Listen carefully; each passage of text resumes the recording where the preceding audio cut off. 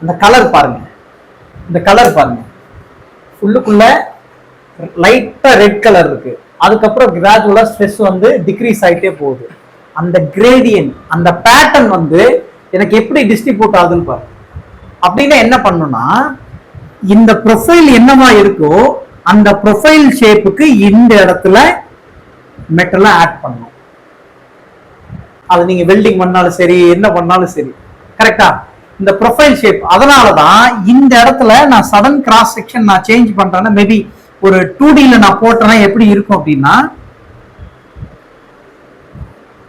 இந்த இடம் தானே.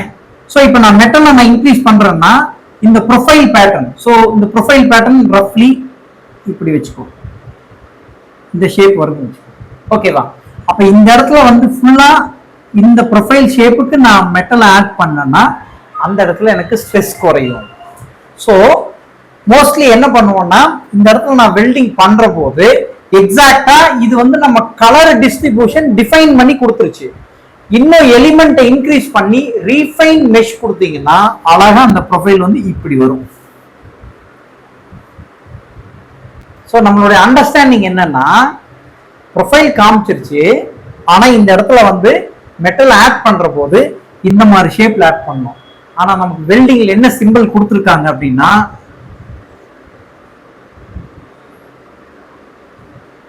பார்த்து ஞாபகம் இருக்கா? ஞாபகம் இருக்கா? இதை வந்து நம்ம என்ன சொல்லுவோம்? கார்ட் லென்த்னு சொல்லுவோம். கரெக்ட் தானே? So this is a profile. நார்மலா என்ன பண்ணுவோம், இந்த மாதிரி ஷேப் வர்ற போது இப்படி கொண்டு போயிடும். இந்த ப்ரொஃபைல் கொண்டு போற போது இந்த இடத்துல ஸ்ட்ரெஸ் ஈக்குவலா எல்லா பக்கமும் டிஸ்ட்ரிபியூட் ஆயிரும் அப்படிங்கிறது. ரைட்டா? ஸோ இது வந்து ப்ரொஃபைல் கிராஃப் வந்து டுவர்ட்ஸ் அவுட் சைடாகவும் இருக்கும், டுவர்ட்ஸ் இன்சைடாகவும் இருக்கும்.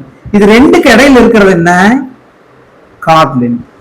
அப்படின்னா அந்த டயகனல் 45 டிகிரிக்கு அப்வர்டா, ஐ மீன் அவுட் சைடா இருந்தாலும் சரி, இன்சைடா இருந்தாலும் சரி, நம்மளோட ப்ரொஃபைல் வந்து அந்த ஷேப்புக்கு தகுந்த மாதிரி கர்வேச்சரா கிரியேட் பண்ணிட்டோம்னா that is the approach for minimising the stress. ஏன்னா ரெண்டு பக்கமே இந்த கிராஃப் இருக்கு, பாத்தீங்கன்னா தெரியும். இங்க பாரு, இந்த பக்கம் வருதா? கரெக்டா? இன்னும் கொஞ்சம் நான் ஓரியன்டேஷன் மாத்தினா கிளியரா புரியும். ஸோ இந்த பக்கம் கிராஃப் வருது, இந்த கான்டூர் பிளாட் வருது, இந்த பக்கமும் போகுது. So that is called to minimize the stress for creating such type of curvatures. புரியுது இல்லையா?